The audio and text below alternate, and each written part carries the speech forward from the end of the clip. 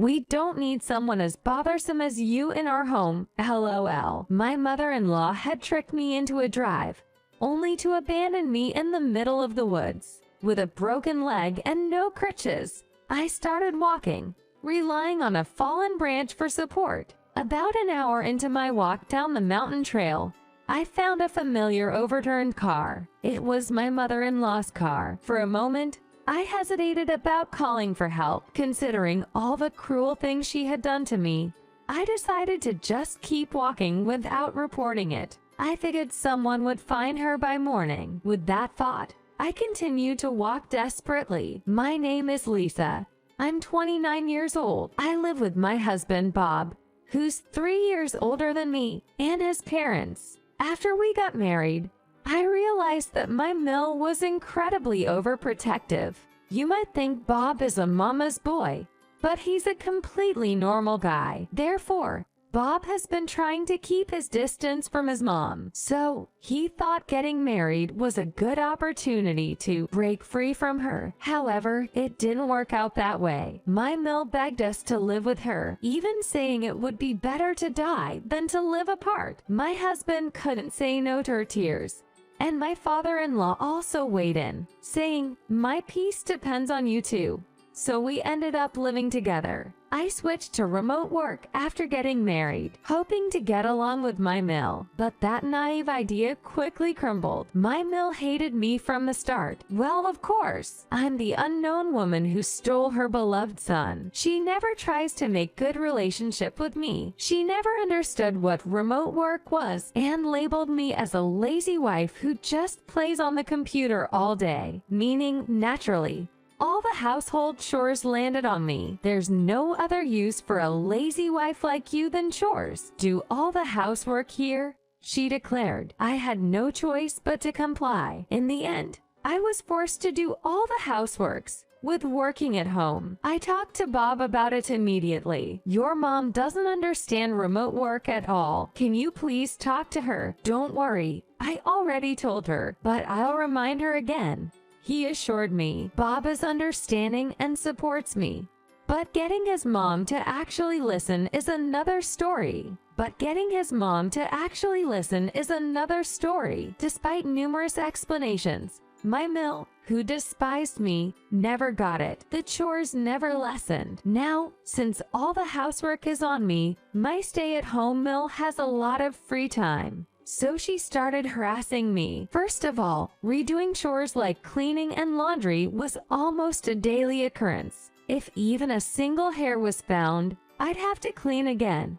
And if there was even a slight wrinkle in the clothes I had ironed and folded, I had to redo them. Finding a single hair after cleaning is almost inevitable, and it's practically impossible to remove every wrinkle during ironing unless you're running a professional dry cleaning service. How many times have I wished she'd take the wrinkled shirt to the cleaners herself if she's so bothered by it? As for cooking, even a single complaint of "this tastes bad" would lead her to throw away all the food. I never knew what she didn't like, but even if I made the same amount of chicken soup every day, it could get thrown out depending on her mood, and I'd have to make it again. Her mood essentially dictated everything. However, as we continued to live together, I began to understand my Mill's standards for redoing chores. Once I managed to clean without leaving a single hair or iron without a single wrinkle, she began to find other ways to annoy me. For example, she would deliberately spill leftover wine on the cleanly vacuumed living room carpet and gleefully say, "Oops, my hand slipped. You better clean this up now, or it'll stain." Or she'd take ketchup and purposely spill it on freshly laundered clothes, then say, "Oh my, I'm getting clumsy in my old age. You'll need to wash these again if you want to wear them."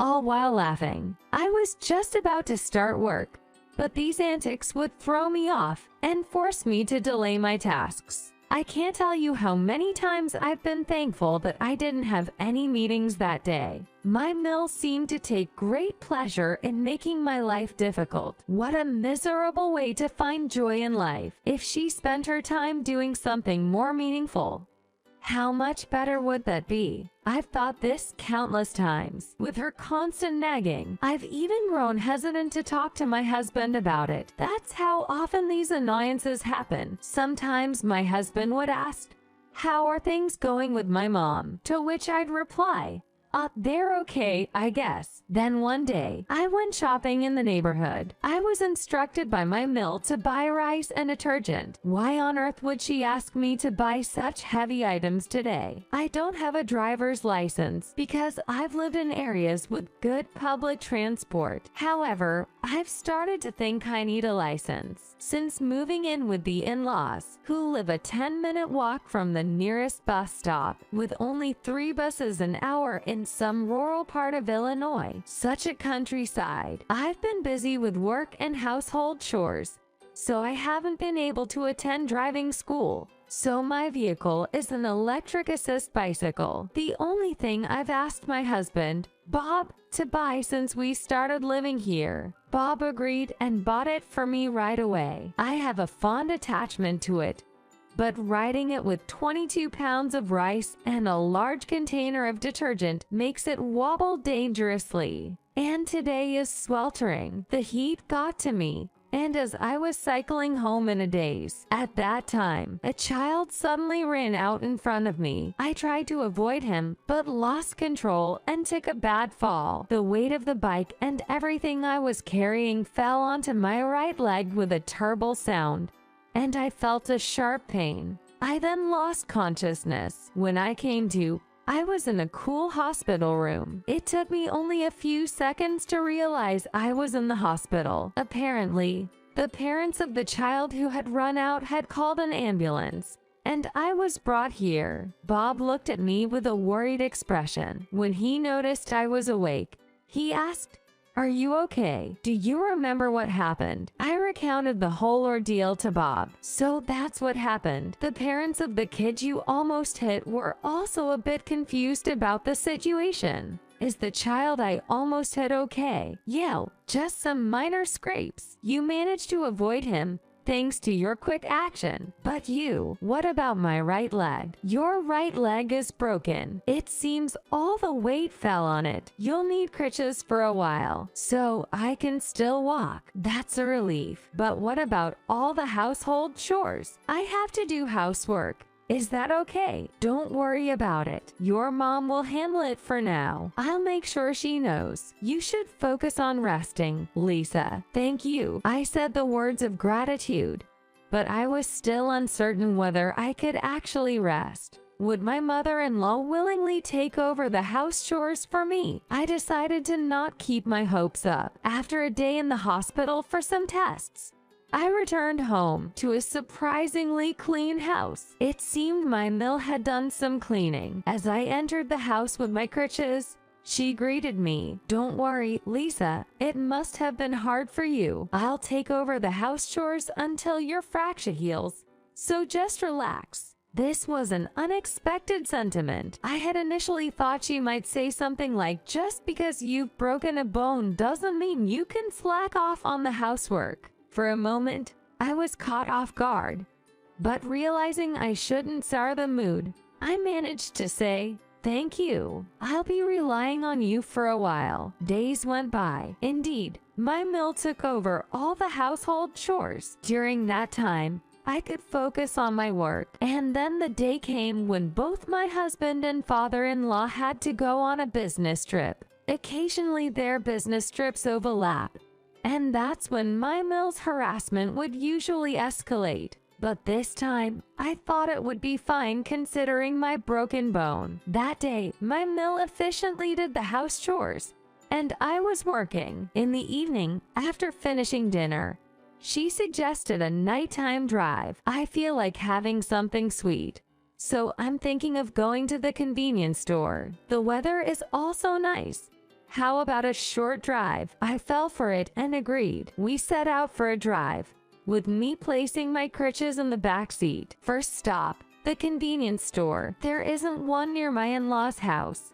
It takes about 10 minutes by car to get to one. She got my crutches from the back seat when we arrived. Surprised but grateful for her uncharacteristic behavior, I said my thanks. We bought some sweet desserts and continued on a drive. I thought we would take a major road for a little while and then return home. However, my Mill drove us to the entrance of a mountain road. Mill, are we going this way? Without a word, she drove into the mountains. We drove for about 15 minutes and reached somewhere high up the mountain. Suddenly, she stopped the car on the shoulder and came over to my side. She opened the door and pulled me out. Without even bothering to lower my crutches, she returned to the driver's seat. Then she rolled down the window and said, "People like you are just in the way. Come back home when your fracture's healed. LOL," and drove away. I was left standing there, shocked. It's a dark mountain road, and I had to get back home somehow. No smartphone either. Holding on to the hope that if I made it to a more populated area, I'd find a way, I began to descend the mountain road. Fortunately, it had been a straightforward road. This load will be led to the big avenue. I walked over, using Long Branch instead of crutches. An hour had passed. Since my walk was really slow, it takes a long time. Even the distance is 15 minutes away by car. But consistency will save me. As I walked down, I came across my Mill's car flipped over at a curve. Upon closer inspection, it was indeed her car. There didn't seem to be any fire hazards, and she was unconscious inside the car. I pondered for a moment and decided to ignore her completely. I pretended not noticing her. Why would I have any obligation to help the woman who just dumped me on a mountain? She had literally told me to go away because I was in the way. There's no need to help her at all. I continued walking, leaving her car behind. Finally, hearing the sound of passing cars, I realized I was near a major road, and luckily, I was able to hail a cab and return home. I finally arrived home. Next morning, I woke up with my phone ringing. It was from hospital, saying that my Mill had been carried to the hospital. Reluctantly, I headed to the hospital where my mother-in-law was waiting. When I got to the hospital and made my way to her room, she immediately started yelling at me. "Where have you been? If you were coming back from that mountain road, you must have seen me. How could you go home without saying anything? I can't believe you could go home knowing your mother is in this state. What's unbelievable is your behavior, not mine." I silently swear in my head, "Look, I didn't see your car, Mill. I must have taken a different road. I'm sorry I didn't notice. I was so tired when I got home. I just assumed you were back and went to sleep.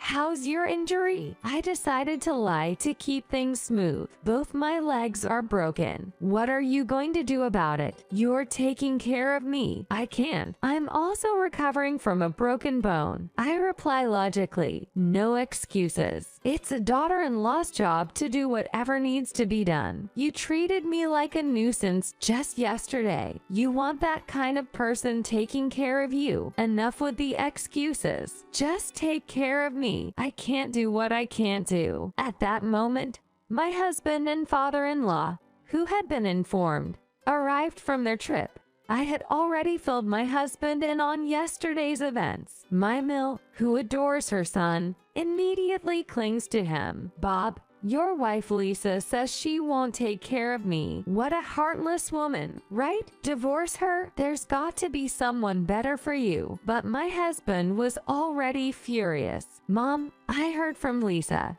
You left her stranded in the mountains yesterday. What was going through your head? I can't believe you could be so reckless. I'm guessing this is some kind of revenge for making you do house chores. If you hate Lisa that much, we're leaving. Don't interfere with our lives anymore." Her beloved son's decision to cut ties. My Mill turned pale hearing, "Bob, please don't say that. I can't live without you. Don't worry, you've got Dad." Enjoy your life without meddling in ours. Oh, and Dad will handle your care. We won't be coming around anymore. My husband takes my hand and we'll leave our hospital room. Later on, we moved to a new house while my mill was still hospitalized. We kept our new address a secret, and so my in-laws are left to fend for themselves. My mill had to rely on professional caregivers. She treated them terribly. First one quitted, and after third caregivers quitted, the professional caregivers firm terminated the contract and went through 3 before getting blacklisted. I was sidelined for a few months waiting for my fractured legs to heal. Though I should have been patient, getting blacklisted meant I couldn't get proper service, basically shooting myself in the foot. My father-in-law, John, is feeling pretty uncomfortable and is seriously considering divorcing my mill. Frankly, I wish he'd just go ahead and leave her already. Am I the only one who thinks this way? When I talked to my husband about it, all he said was, "Isn't there something meaningful for staying together for so long?" However, I genuinely wish John would find happiness. As for us, after we moved, it felt like we were newlyweds again as we began our life together. My legs healed nicely, and I can walk now without crutches. Since it's just the 2 of us now, we decided to share household chores. Honestly, I was surprised that Bob even agreed to help out. The division of labor is going smoothly, and after a few months, I found out that I'm pregnant. It's to the point where I wonder if the stress from my mill had been preventing me from getting pregnant all this time. From here on, we want to pool our efforts to create a peaceful life for the 3 of us, including our soon-to-be-born child.